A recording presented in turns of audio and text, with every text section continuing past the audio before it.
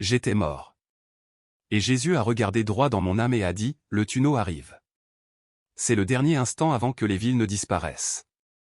Je sais ce que ça peut paraître, mais je vous assure, je ne suis pas ici pour impressionner qui que ce soit ni pour construire une réputation. Parce que le tsunami dont Dieu parle commence déjà à se produire, et nous n'avons pas beaucoup de temps. Il m'a averti, ta ville, ta famille. Dans le message d'aujourd'hui, je partagerai tout ce qu'il m'a montré, les visions, les noms des villes, les raisons spirituelles derrière ce bouleversement, et surtout, ce que vous devez faire dès maintenant. Commentez Amen et dites-moi d'où vous regardez pour que je puisse prier pour vous avant qu'il ne soit trop tard. Je suis Warren Hay, pasteur Warren, 67 ans. Pendant 40 ans, j'ai servi dans cette petite mais aimante église, juste au bord de l'océan, dans une paisible ville côtière de Californie. Je pensais avoir mené une vie pleine et droite, sans regret. Jusqu'à cette nuit-là, où une pluie légère tombait, plus une brume qu'une averse. Je venais de terminer mon service dominical et je prenais le raccourci pour rentrer à la maison. Un chemin familier que j'avais emprunté 1000 fois, serpentant le long des falaises avec l'océan qui rugissait en contrebas. Mais cette nuit-là, la route était plus glissante que d'habitude, des flaques se formant sur les rochers inégaux. Puis tout s'est passé si vite. Mon pied a heurté une zone humide, boum, et j'ai glissé. J'ai tendu la main, attrapé la vieille clôture en bois le long du bord, des échardes s'enfonçant dans mes paumes, mais elle n'a pas tenu. Je suis tombé lourdement. Ma tête a heurté le sol rocheux avec un bruit sourd et nauséabond. La douleur a explosé partout. Ma vision s'est brouillée. Tout tournait. Et puis, étrangement, la douleur a disparu, comme si elle ne m'appartenait plus. J'ai senti une lumière d'en haut. Je pouvais voir mon corps là-bas, gisant immobile sur le sol humide sous les phares aveuglants d'une voiture arrivant. Je savais au plus profond de moi que c'était le moment où mon âme était libérée. Tout s'est estompé, flou, mais cette attraction, forte, irrésistible, me tirait loin de tout. Vers quel côté? Je ne savais pas. J'ai été attiré dans ce tunnel. Au début, c'était d'un noir absolu, juste une obscurité profonde et sans fin. Mais ce n'était pas effrayant. Je me suis senti bouger plus vite, tiré vers cette petite tache de lumière au loin. Et puis, d'un coup, le tunnel a disparu. J'étais quelque part. Et je savais, non pas avec mes yeux ou mon esprit, mais avec quelque chose de plus profond, quelque chose dans mon âme, c'était Jésus. Aucun doute, aucun doute. C'était lui. Il n'a pas parlé, vous savez, pas un seul son physique, mais ses mots ont résonné dans mon âme. Et la première chose qu'il m'a dite m'a fait frissonner. Les villes seront dévorées. Les gens n'ont plus beaucoup de temps. Tu dois retourner et avertir mon peuple immédiatement. Les mots m'ont frappé comme un train de marchandises. Dévoré. Quelle ville? Mon esprit s'emballait. J'ai essayé de demander, Seigneur, qu'est-ce que tu veux dire, quelle ville? Pourquoi maintenant? Mais aucun mot n'est sorti. C'était comme si mes pensées étaient repoussées, inexprimées, comme s'il les connaissait déjà et n'était pas prêt à répondre. Mais au fond de ses yeux, il y avait un plaidoyer pour une réponse, un repentir, et un avertissement qui était aussi plein de miséricorde. Je me suis senti emporté dans un enchevêtrement d'amour et de chagrin, accablé, réalisant à quel point il aspirait à chacun de nous. Si seulement les gens savaient. Si seulement ils pouvaient voir ce que je vois. Et puis, les scènes ont commencé à se dérouler sous mes yeux. Pas le tsunami tout de suite. Non, le Seigneur m'a montré la racine plus profonde de tout cela. J'ai vu ces villes côtières où j'avais vécu et servi si longtemps. Elles étaient brillamment éclairées, vous savez, des néons clignotants partout, de la musique assourdissante s'échappant des bars, des klaxons retentissant sans cesse. Les gens se démenaient dans la vie comme s'il n'y avait pas de lendemain, pris dans la précipitation. Prenons les jeunes pour commencer. Je les ai vus lors de ces fêtes déchaînées, des verres à la main, riant sous les lumières stroboscopiques, leur corps se balançant au rythme. Ils trébuchaient à l'aube, la gueule de bois, pour replonger aussitôt dans leur téléphone, faisant défiler sans fin les réseaux sociaux, courant après les likes et les followers, vivant cette vie virtuelle qui n'était pas réelle du tout. Ils s'accrochaient pour une nuit, couraient après des sensations fortes qui s'évanouissaient au matin, sans direction, sans but au-delà du prochain coup de gaille. C'était comme s'ils étaient insensibles à toute chose plus profonde, vous savez? Aucune pensée pour leurs âmes, juste un plaisir éphémère. Des selfies sur la plage au coucher du soleil, des hashtags sur le fait de vivre leur meilleure vie. Mais à l'intérieur, le vide. Ensuite, il y avait les adultes, enterrés dans leur routine. Des pères en costume, scotchés à leurs ordinateurs portables dans des bureaux en hauteur surplombant l'océan. S'épuisant pour la prochaine promotion, accumulant de l'argent sur des comptes bancaires qui ne semblaient jamais assez pleins. Des mères jonglant avec leur carrière et leurs enfants. Mais en réalité, le temps en famille leur échappait. Dîners interrompus par des emails professionnels, week-ends perdus à faire des heures supplémentaires. J'ai vu ces types qui avaient réussi, vous savez, conduisant des voitures de luxe comme des BMW sur la Pacific Coast Highway, vivant dans des manoirs en bord de mer avec vue sur l'océan, mais leurs yeux étaient creux. Ils portaient des toasts aux affaires conclues, se félicitaient d'avoir gravi les échelons, mais à quel prix? Des mariages s'effondrant, des enfants faisant des crises, et ce vide lancinant qu'ils remplissaient avec toujours plus de choses. Des vacances à Hawaï, des gadgets, tout pour se distraire du vide. Les choses spirituelles oubliées. La prière? Peut-être à Pâques, s'ils se donnaient la peine de se montrer. Et les églises? Oh mon Dieu, elles se tenaient là, solitaires, presque oubliées. Ce petit clocher pointant au milieu des gratte-ciel et des centres commerciaux. Des cloches sonnant le dimanche matin mais noyées par le rugissement du trafic, les bavardages des foules de brunch dans les cafés branchés. Des bancs à moitié vides. Des gens qui préféraient aller surfer ou faire la grasse matinée plutôt que de se rassembler pour le culte. C'était comme si l'appel à la foi s'était perdu dans le bruit de la ville, ignoré, hors de propos. En voyant tout cela, j'ai été stupéfait, frappé par cette vague de prise de conscience qui m'a profondément blessé.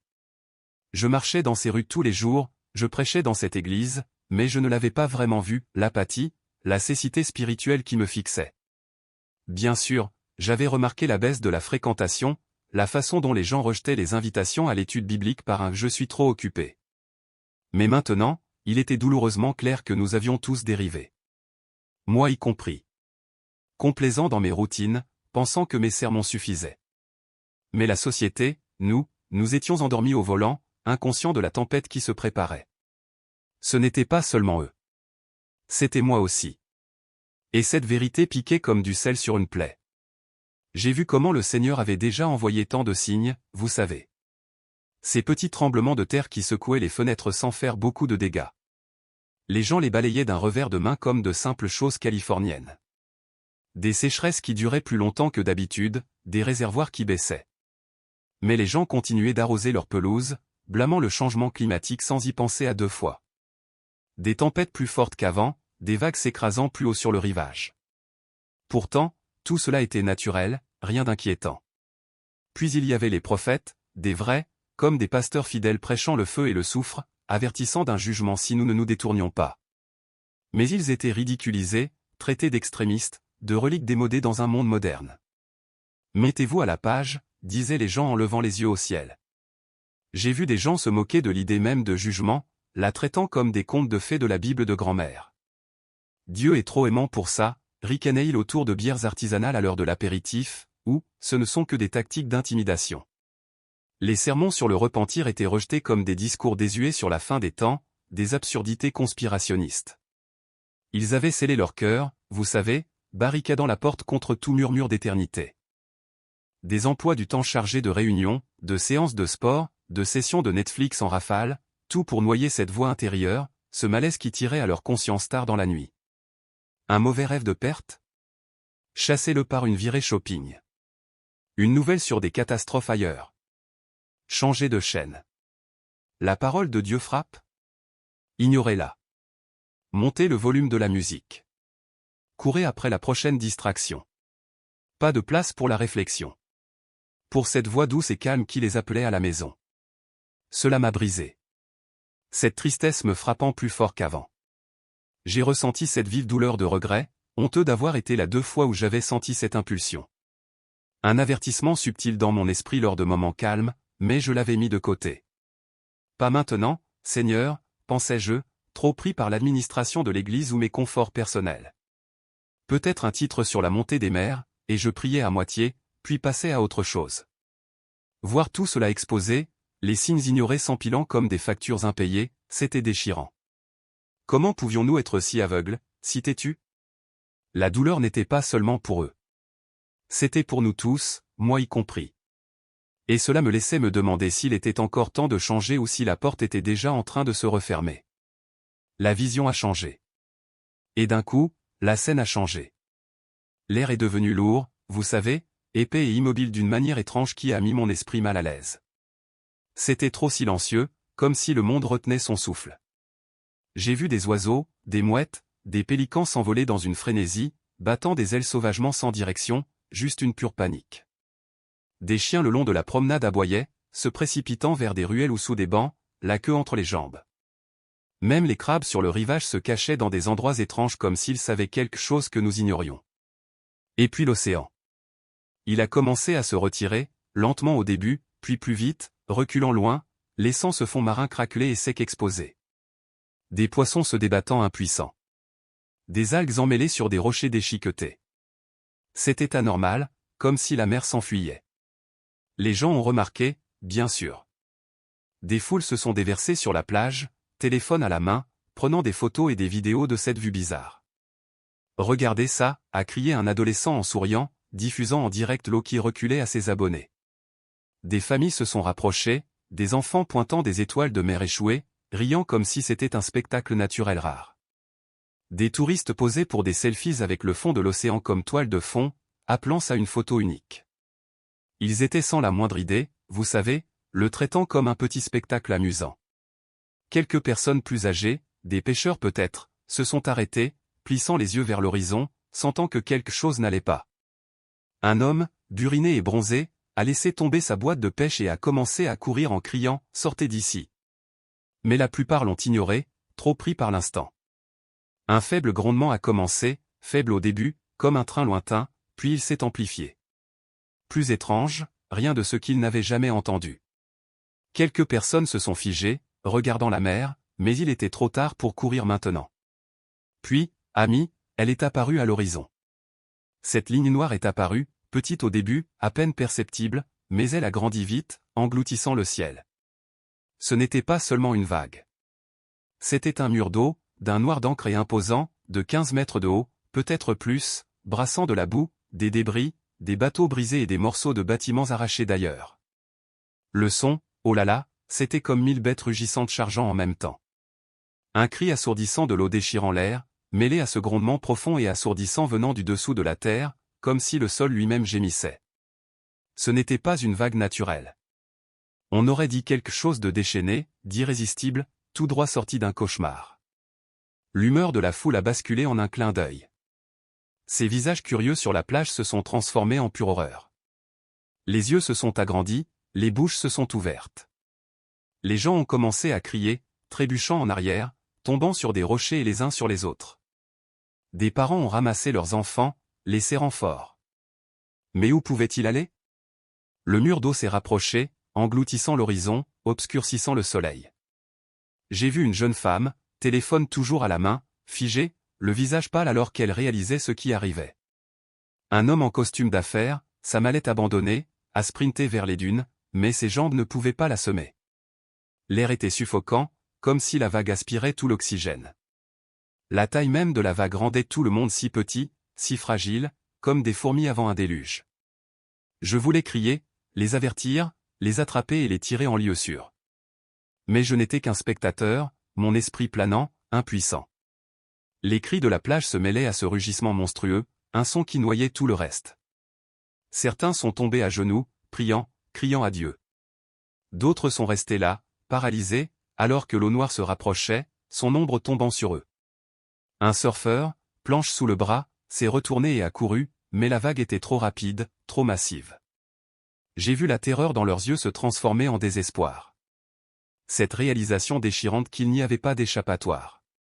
Mon cœur, ou ce qu'il me restait, me faisait tellement mal que je pensais qu'il allait se briser. C'étaient des gens que je connaissais. Des visages de ma ville, de mon église, des étrangers qui étaient devenus si réels à cet instant. Et je ne pouvais rien faire d'autre que regarder, des larmes coulant sans corps pour les pleurer, alors que la vague se refermait, prête à tout consumeur sur son passage. En un instant, ce mur d'eau s'est écrasé sur le rivage. J'ai vu un chaos comme vous ne pourriez jamais en rêver, vous savez, bien au-delà de n'importe quel film catastrophe. Des cris ont percé l'air, des hurlements déchirants de gens qui s'épuisaient à fuir. Des voitures sur l'autoroute côtière ont été retournées comme des jouets, leurs pneus tournant inutilement alors que le déluge les emportait. Des piétons, des joggeurs, des touristes, tous jetés comme des feuilles sèches dans une tempête, des corps roulant dans le désordre écumeux. J'ai aperçu une mère, le visage tordu par la terreur, serrant son petit garçon contre sa poitrine, murmurant des prières frénétiques, ou peut-être juste « je t'aime ». Mais l'eau les a frappés comme un train de marchandises, les déchirant et les engloutissant entièrement. Un groupe d'adolescents, quelques instants auparavant en train de plaisanter et de s'éclabousser dans les hauts-fonds, a disparu en un clin d'œil, parti, leur rire coupé net. La destruction était implacable. Des bâtiments s'effondrant comme s'ils étaient faits de sable. Ces immeubles de grande hauteur le long du front de mer, ceux avec de luxueux appartements et des vues sur l'océan, ont cédé et se sont brisés comme des tours de Lego sous le poing d'un enfant. Le verre a volé en éclats. Des piliers de béton se sont fissurés avec des bruits de tonnerre. Des étages entiers se sont effondrés dans le déferlement. Les ponts sur les bras de mer ont été déchirés, des poutres métalliques se tordant comme des bretzels. Des câbles fouettant l'air avant de plonger dans les profondeurs. Des routes ont disparu en quelques secondes, l'asphalte se déchirant comme du papier, laissant des cratères remplis de débris tourbillonnants, voitures, panneaux de signalisation, palmiers déracinés flottant comme des allumettes. Les hôtels et les magasins longeant la promenade ont implosé. Des vagues perçant les murs, des meubles et des marchandises se répandant dans le torrent.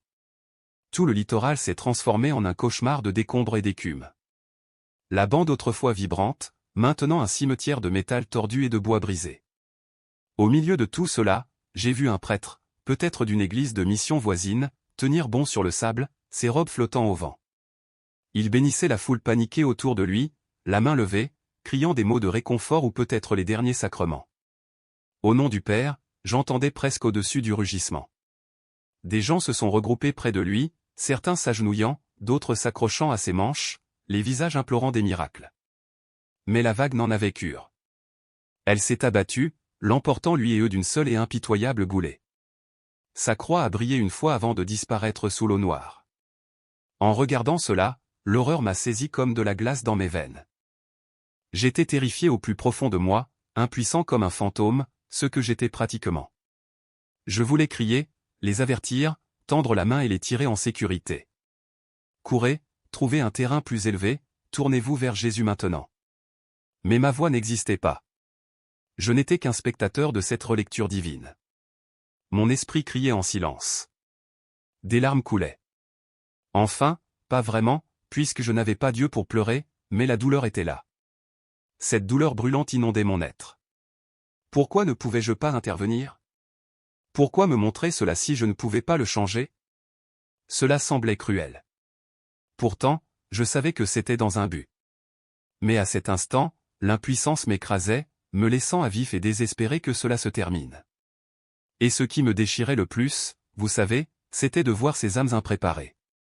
Des gens innocents, des enfants trop jeunes pour même comprendre qui est Dieu, des aînés trop fragiles pour fuir, des gens qui n'avaient jamais entendu l'Évangile, ou ceux qui l'avaient entendu mais l'avaient balayé comme du courrier indésirable. Ils ont été emportés sans une chance de dire un dernier mot. Aucune prière finale sur leurs lèvres. J'ai vu leur visage passer de la surprise à la terreur pure, puis à ce vide blanc alors que la vie s'éteignait.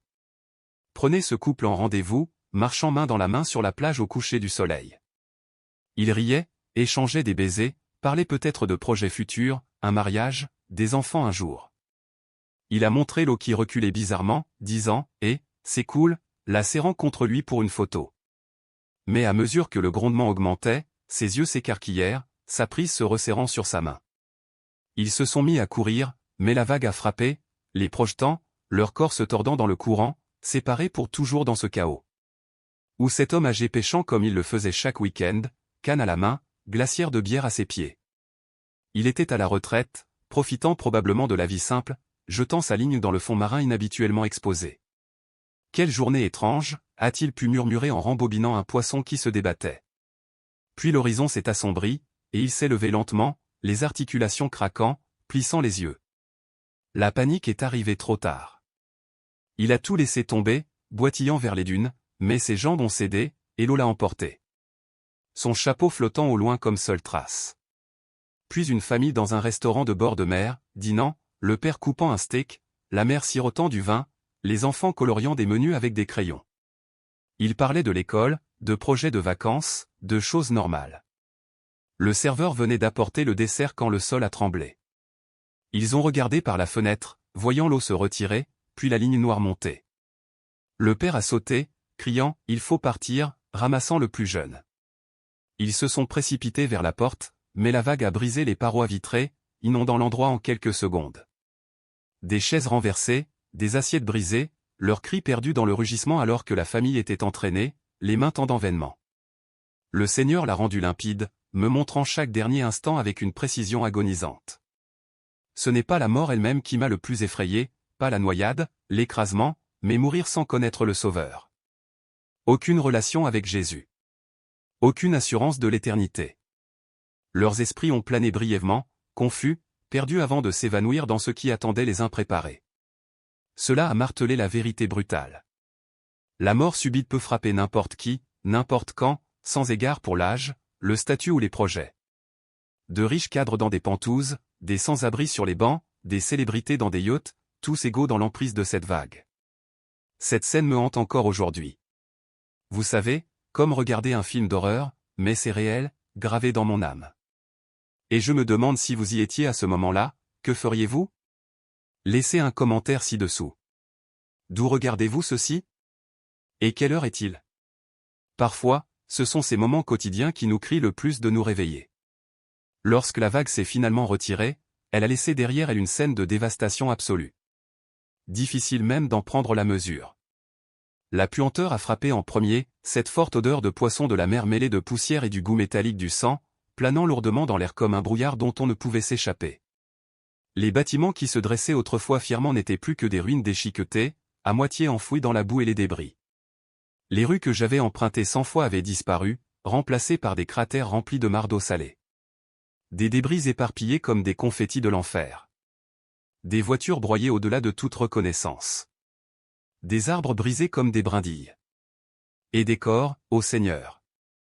Des corps tordus dans des positions contre nature. Certains à moitié submergés, d'autres échoués comme du bois flotté. Les survivants, vous savez, n'étaient pas les personnes dont je me souvenais des pique-niques d'église ou des foires de la ville. C'étaient des coquilles vides d'eux-mêmes, les yeux vagues et hagards, poussés par ce pur instinct de survie. Je les regardais fouiller les décombres pour trouver n'importe quoi, une bouteille d'eau ici, un paquet de crackers froissés là, grognant comme des animaux si quelqu'un s'approchait trop. Des pillards ont vite émergé, des groupes se formant dans le chaos, s'introduisant de force dans ce qui restait des magasins et des maisons. Ils défonçaient les portes des pharmacies inondées, s'emparant d'analgésiques, de bandages, de tout ce qu'ils pouvaient fourrer dans des sacs, sans se soucier si cela appartenait à un voisin ou à un ami. J'ai vu un homme couvert de vases fouiller un dépanneur effondré, empochant des barres chocolatées et des sodas tout en marchant sur le plaidoyer à l'aide d'une femme piégée. D'autres ont ciblé les endroits haut de gamme, ces boutiques en bord de mer, arrachant des bijoux des vitrines, des appareils électroniques des étagères, justifiant cela comme de la survie. Mais ce n'était pas seulement le besoin. C'était la cupidité qui s'installait. Ce côté qui refaisait surface lorsque les règles de la société s'envolaient. Des bagarres ont éclaté pour des choses stupides comme une simple lampe de poche ou une couverture. Deux hommes, probablement étrangers auparavant, se sont affrontés à coups de poing et de planches brisées pour un gallon d'eau roulant dans la boue. Du sang a jailli, des grognements et des malédictions remplissant l'air jusqu'à ce que l'un reste immobile. Le vainqueur s'éloignant en boitant avec son prix. Sans remords dans les yeux. Le pire de tout était l'indifférence à la souffrance. Des gens passaient devant les blessés, ignorant les gémissements sous des tas de béton. Une vieille dame, la jambe écrasée, tendait une main tremblante, murmurant pour de l'eau. Mais un jeune couple passait en hâte, les yeux détournés, serrant leur nourriture récupérée comme si c'était de l'or. Des gens au bord de la mort, haletants, saignant à mort, n'obtenaient aucun réconfort, aucun dernier mot de gentillesse. C'était chacun pour soi. La compassion noyée dans le déluge. J'avais la nausée, ce nœud dans mon esprit se resserrant, réalisant à quel point le vernis de la civilisation est mince. Une catastrophe, et nous sommes réduits à des ombres désespérées et égoïstes se débattant dans les ruines. Ce qui m'a le plus brisé le cœur, vous savez, c'étaient les malédictions. Tant de survivants ont levé les yeux vers le ciel, le visage tordu de rage, criant à Dieu. Pourquoi as-tu laissé cela arriver? Où étais-tu quand nous avions besoin de toi, hurlaient-ils, les poings tremblants, les larmes se mêlant à la crasse sur leurs joues.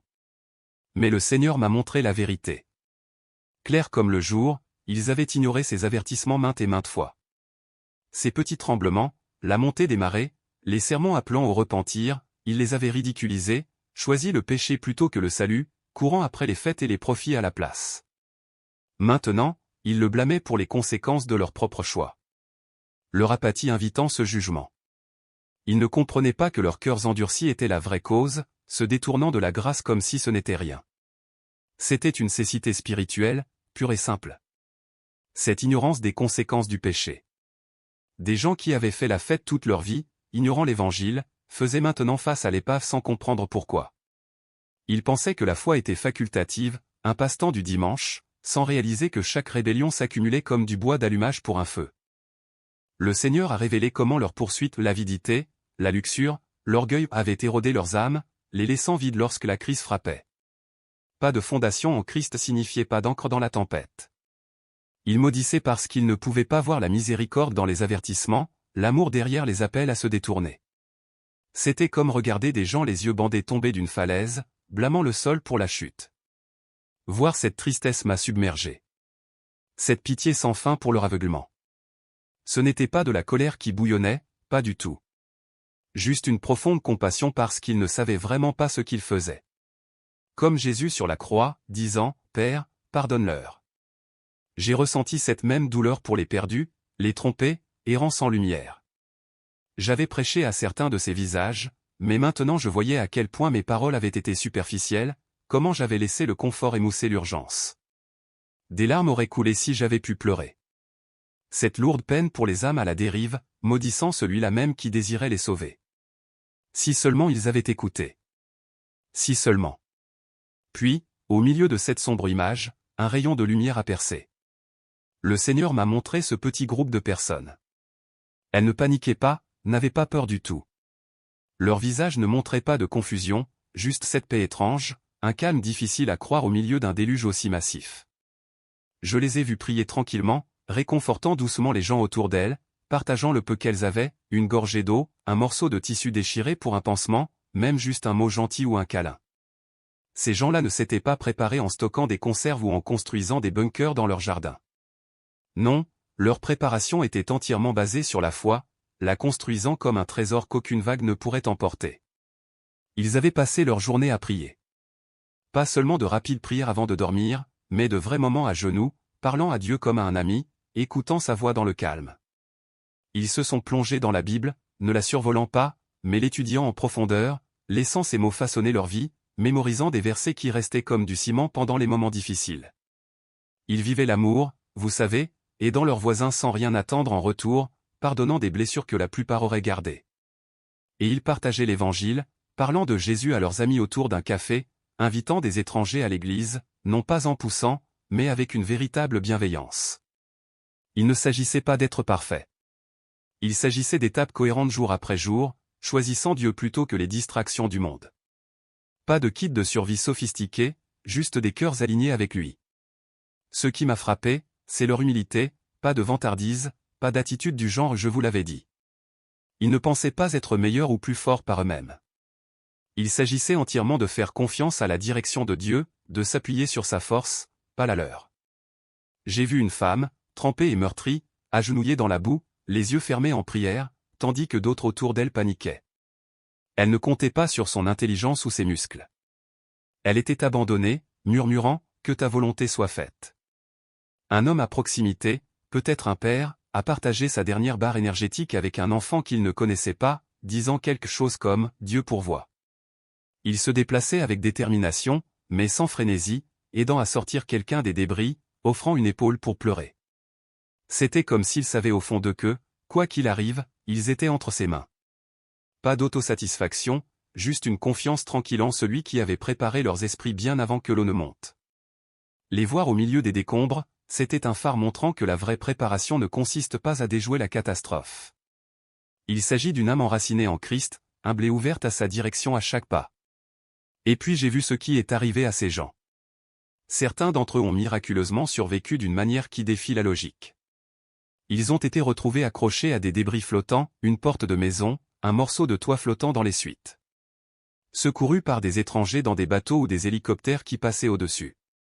Ils n'étaient pas gravement blessés, peut-être quelques égratignures, mais leur esprit était inébranlable, plein d'espoir, parlant déjà de reconstruire, de la fidélité de Dieu même dans le désordre. Mais pour d'autres, même si leurs corps ont été emportés par le torrent, j'ai été témoin de quelque chose de glorieux, amis. J'ai vu des anges vêtus de robes blanches éblouissantes qui brillaient comme de la neige fraîche sous le soleil. Ils sont apparus de nulle part, attrapant doucement les âmes de ses fidèles. Pas de cris, pas de lutte, juste la paix. Un sourire satisfait sur leurs visages alors que leurs esprits se libéraient du chaos. Ces anges, oh là là, il y avait autre chose qui rayonnait de lumière et qui perçait l'obscurité. Pas dure, mais chaude, comme un lever de soleil après une longue nuit. Ils se déplaçaient avec une grâce solennelle, majestueux mais tendre, leur forme parfaite, presque trop belle pour les mots. Des ailes repliées mais scintillantes d'un éclat d'un autre monde. Je pouvais sentir leur présence, sainte et puissante, comme des gardiens envoyés directement de la salle du trône. Un ange planait au-dessus d'un croyant en train de se noyer, tendant une main qui brillait, et l'âme s'est élevée, laissant le corps derrière sans douleur. Un autre groupe a encerclé une famille coincée sous les décombres. Leur voix comme un cœur fredonnant doucement, facilitant la transition, enveloppant les esprits qui partaient dans le réconfort.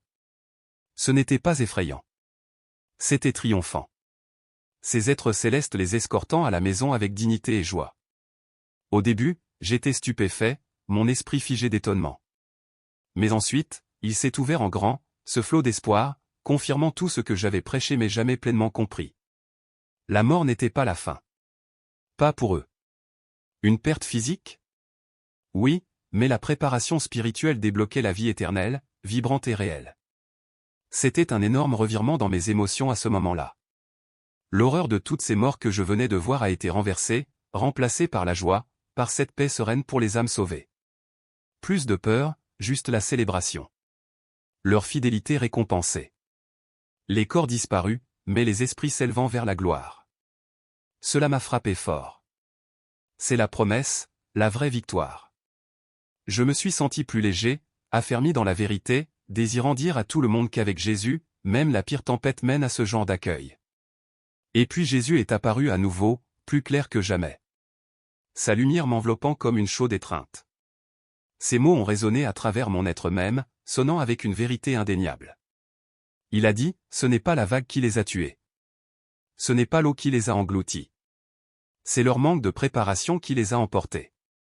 Vous savez, ce n'était pas une voix de colère, pas un jugement de feu retentissant. Non, c'était la voix d'un amour blessé, tendre mais lourd de chagrin. Comme un parent pleurant pour des enfants qui se sont trop éloignés de la maison. Il me l'a expliqué, décortiquant ce que signifiait réellement le manque de préparation. Je les ai appelés, a-t-il dit, mais tant d'entre eux étaient trop occupés. Occupés par quoi? Le travail? Toujours à courir après la prochaine paix, à monter les échelons. Des avocats dans des gratte-ciel, des baristas se dépêchant pour les pourboires, des parents jonglant avec des petits boulots. L'argent régnait sur leurs jours, ne laissant aucune place pour le Créateur. Puis il y avait le divertissement, faire défiler les réseaux sociaux, regarder des séries en rafale, fréquenter les clubs le long de la promenade. Il disait, je prierai plus tard, ou, l'église peut attendre jusqu'à dimanche prochain. Toujours demain, toujours à remettre à plus tard. J'ai vu des éclairs de visage, des gens pour qui j'avais tout donné, vérifiant leur téléphone dans les bancs, l'esprit ailleurs, le cœur rivé sur plus tard. Cela piquait, vous savez, parce que je l'avais fait aussi, me dépêchant de prier pour passer à la tâche suivante. J'ai envoyé des signes, a-t-il poursuivi, mais ils s'en sont moqués. De petits tremblements secouaient la côte. Des reportages sur la montée du niveau de la mer. Des incendies de forêt dévorant les collines. Les gens haussaient les épaules, appelant cela les caprices de la nature ou le changement climatique. Des pasteurs comme moi prêchant le repentir étaient étiquetés comme des fanatiques. Nos avertissements balayés comme des absurdités d'un autre âge. J'ai vu un homme dans un café de plage rire en écoutant un podcast qui se moquait des prédicateurs apocalyptiques alors qu'une alerte tempête clignotait à la télévision derrière lui. Ils ignoraient même leur conscience. Ces légers rappels à 2 heures du matin. Est-ce que je vis bien? Est-ce suffisant? Noyé par un autre verre, une autre distraction. Les signes de Dieu étaient partout, mais ils ont choisi de les voir comme du bruit, pas comme des signaux. J'ai frappé à leur cœur, a-t-il dit, mais leur maison était remplie de musique et de diversion. Ils voulaient entrer pour établir une véritable connexion, mais leurs âmes étaient barricadées par les plaisirs du monde. Je l'ai vu. Des gens montant le volume de leur liste de lecture, courant après les tendances, remplissant chaque seconde de bruit pour ne pas entendre cette voix douce et calme. Une mère faisant défiler Instagram pendant que ses enfants suppliaient pour de l'attention. Un homme d'affaires rafraîchissant des applications boursières au lieu de réfléchir au but de sa vie. Ils ont verrouillé l'évangile, trop pris par des joies éphémères pour laisser l'éternité entrer. Ce n'est pas que Dieu a cessé de frapper. Ils ont cessé de répondre, choisissant des hauts temporaires plutôt que celui qui leur donnerait l'éternité. Cette vérité m'a frappé de plein fouet. Une réprimande pleine d'amour qui brûlait et réconfortait à la fois. J'ai ressenti son chagrin, non seulement pour les perdus, mais pour les occasions manquées, des années d'invitations ignorées, d'avertissements écartés. Ce n'est pas sa colère que j'ai ressentie, mais son désir ardent. Un amour si profond qu'il souffrait de leur retour. J'en avais prêché, bien sûr, mais le voir à travers ses yeux, c'était comme si ma propre complaisance était exposée. Ces fois où je m'étais contenté de sermons faciles au lieu de réveiller les âmes. Mon esprit a pleuré pour eux, pour moi, pour nous tous qui avions manqué l'essentiel. Puis il a insisté. Quelque chose que je n'avais pas pleinement compris quand j'étais en vie. Ce tsunami physique, ce n'était qu'une ombre, un symbole de quelque chose de plus grand, un nettoyage spirituel à venir bientôt. Il m'a montré des aperçus d'autres tsunamis. Pas seulement de l'eau, mais des vagues déferlant à travers la vie des gens, des maladies soudaines, volant le souffle du jour au lendemain, des pertes d'emplois anéantissant les économies, des trahisons familiales brisant les cœurs à une plus grande échelle. Des économies vacillantes. Des gouvernements s'effondrant. Des sociétés s'effilochant dans la division et l'obscurité. Le péché exposé. Les mensonges démasqués. La décadence morale rongeant comme la rouille. Ce n'étaient pas des événements aléatoires.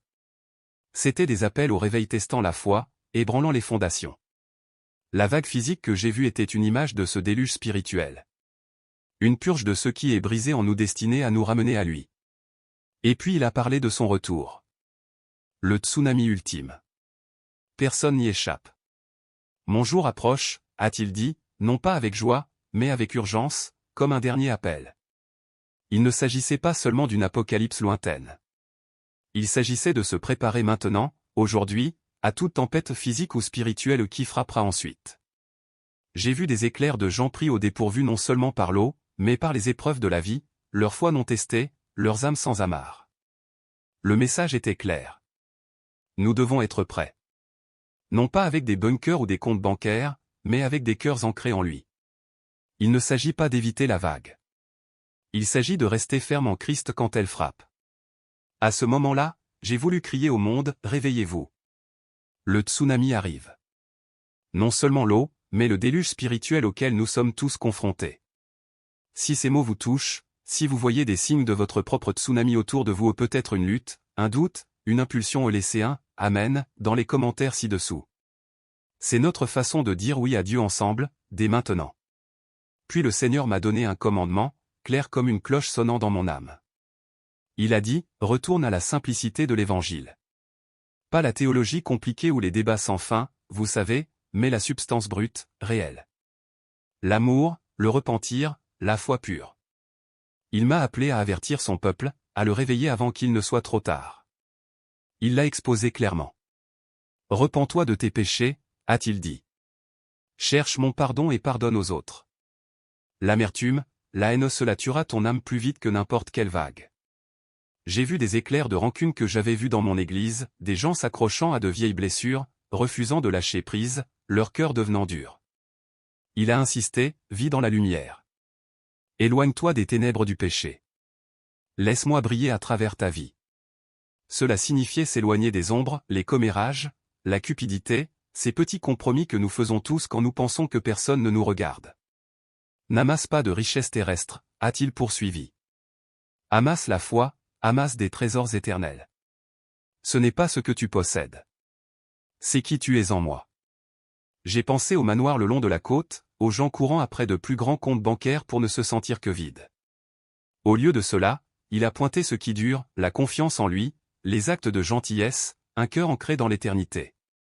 Apprends à tes enfants et petits-enfants à prier, a-t-il dit, à lire ma parole, à entendre ma voix. Ne les laisse pas se perdre dans le bruit de ce monde. J'ai vu des parents trop occupés pour les prières du soir. Des enfants scotchés aux écrans au lieu des Écritures, dérivant sans guide. Puis vint sa promesse, stable et sûre. Quand tu entendras le rugissement de la mer, ne crains pas. Reste en moi. Ce n'était pas une garantie de sécurité physique, mais une garantie plus profonde, la paix spirituelle. Le salut pour ceux qui sont enracinés en lui. Quelle que soit la tempête, il les tiendrait fermement. Cette promesse a brûlé en moi, une bouée de sauvetage à partager avec un monde vacillant au bord du gouffre. Il ne s'agissait pas d'éviter les ennuis. Il s'agissait de rester ferme dans sa grâce, inébranlable par ce qui arrive. Et juste comme ça, je me suis senti tiré en arrière, comme un élastique qui claque. Je me suis réveillé en haletant aux soins intensifs, la piqûre aiguë de l'antiseptique frappant mon nez, des machines bipant comme des folles bip, bip, bip. Et ces lumières fluorescentes cruelles m'aveuglant. Les infirmières et les médecins criaient « Il est de retour !» Leur voix résonnait, frénétique, disant que mon cœur s'était arrêté pendant 7 minutes entières. Un miracle médical, murmurait-il sans cesse, vérifiant les moniteurs, griffonnant des notes. Mais je savais mieux. Ce n'était pas l'œuvre de la médecine. C'était la grâce de Dieu, simple et claire, me ramenant pour un but. Mon corps était comme passé au hachoir. Chaque muscle me faisait mal. Ma tête pulsait, des tubes et des fils serpentant partout. Mais mon âme, elle était en feu, vibrante de cette nouvelle mission urgente. Je n'étais plus le même Warren. Ces visions, la vague, les âmes perdues. Sa voix allumait quelque chose en moi que je ne pouvais ignorer. Je devais le dire aux gens, je devais les avertir. Mais comment? Les mots semblaient trop petits pour ce que j'avais vu. Qui me croirait? Ma femme, Hélène, que Dieu la bénisse. Penserait-elle que j'avais perdu la tête? La congrégation, la ville, rirait-il? Me traiterait-il de fou? Dirait-il que la chute m'avait embrouillé le cerveau? J'imaginais leur regard sceptique, les murmures, le pasteur assombré. Le doute s'est insinué, lourd, comme une couverture mouillée. Mais ensuite, j'ai pensé à ces âmes impréparées emportées sans avoir eu la chance de connaître Jésus. Cette douleur, cette tristesse insupportable que j'avais ressentie en sa présence, elle a noyé ma peur. Je n'avais pas l'éternité devant moi sur cette terre. Je le savais au plus profond de mes os, mais j'avais assez de temps pour dire ce qu'il m'avait montré. Chaque douleur dans mon corps, chaque bip du moniteur me rappelait que le temps était court. Je devais partager cela. Peu importe comment les gens réagissaient, les visages de ceux perdus dans le déluge, ceux qui maudissaient Dieu, ceux qui n'avaient jamais eu une seconde chance où ils me poussaient en avant. Je n'étais pas revenu juste pour respirer de nouveau. J'étais revenu pour crier son avertissement, pour supplier quiconque voudrait écouter de se préparer, de se tourner vers lui avant que la prochaine vague, physique ou spirituelle, ne frappe. À partir de ce jour, ma vie a été bouleversée. Je n'étais plus le pasteur Warren, ni l'homme qui avait dirigé de calmes services et de petites fêtes au bord de la mer. Un feu brûlait en moi, une impulsion féroce à consumer chaque petite chose, les soucis mesquins concernant le budget ou ce que les gens penseraient de mon sermon. Tout ce qui m'importait était de partager ce que j'avais vu, ce que Dieu m'avait montré. J'ai d'abord essayé d'en parler à ma femme, Hélène, ma voix tremblante, cherchant mes mots pour lui expliquer le tsunami, les anges, sa voix. Ses yeux, heureusement, étaient grands ouverts d'inquiétude, mais aussi un peu de curiosité, comme si elle voulait me croire mais n'en était pas sûre. Mes enfants, les infirmières de l'hôpital, ils écoutaient, hochaient la tête, mais je les voyais se lancer des regards de côté, se demandant si la chute m'avait troublé, si je voyais des choses qui n'étaient pas là. C'était peut-être juste un rêve, a murmuré une infirmière à une autre, pensant que je ne pouvais pas entendre. Certains m'ont cru, sentant le poids de la chose. Mais d'autres, ils pensaient que c'était un traumatisme, comme si je devenais fou après 7 minutes sans pouls. Mon style de prédication a également changé. Plus de mots doux et faciles pour garder les bancs pleins. Je parlais d'une voix directe et sincère, exhortant les gens à regarder leur vie, à vivre justement avec Dieu. Ma routine quotidienne a changé. Moins de temps pour la paperasse de l'église, plus de temps en prière, allant de porte en porte, parlant de Jésus comme s'il s'agissait de vie ou de mort.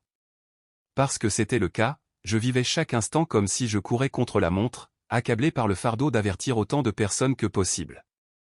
Depuis ce jour, vous savez, j'ai vécu chaque instant comme si c'était le dernier. Non par peur, cependant. Pas du tout. C'est avec cette paix profonde et inébranlable, un amour pour mon Sauveur que rien ne peut ébranler.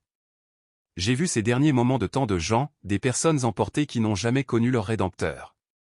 Cette douleur me hante plus que l'image de ce tsunami rugissant ne pourrait jamais le faire. Ce n'est pas la vague qui les a eus, ni l'eau qui les a engloutis. C'est leur manque de préparation. Simple et clair. Ils n'étaient pas prêts. Et c'est la vraie tragédie, plus lourde que n'importe quel déluge. Si vous vivez près de l'océan, bien sûr, faites un plan. Stockez quelques provisions. Mais si vous vivez près du péché, amis, c'est un danger bien plus grand. Un danger qui peut emporter votre âme sans avertissement. Je ne partage pas cela pour vous faire peur. Je vous le promets. Je vous le dis pour que vous sachiez que vous n'êtes pas seul dans cette quête de sens, de quelque chose de réel. L'amour de Dieu est là, les bras ouverts, vous attendant. Un tsunami peut arriver sous forme d'eau, ou il peut frapper comme des épreuves spirituelles que ce monde ne peut prédire. Mais ce qui compte, c'est d'être prêt, de rester enraciné en lui. Embrassez votre chemin avec confiance, sachant que chaque jour est une chance de vous préparer pour l'éternité, de vous rapprocher de celui qui vous soutient à travers toute tempête. Vous y arriverez, car il vous tient. Je l'ai vu. Je l'ai vécu. Et maintenant, je le partage avec vous. Je prie pour que cette histoire touche votre cœur comme elle a touché le mien, remuant quelque chose de profond, peut-être même d'urgent. Si elle vous a ému, si elle vous a réconforté ou mis au défi, cliquez sur le bouton d'abonnement ci-dessous. Nous continuerons de vous apporter des témoignages, des messages directs de Dieu, des récits du ciel et des avertissements sur ce qui est à venir, des choses pour éclairer votre chemin spirituel. Préparons-nous ensemble. Que Dieu vous bénisse vraiment.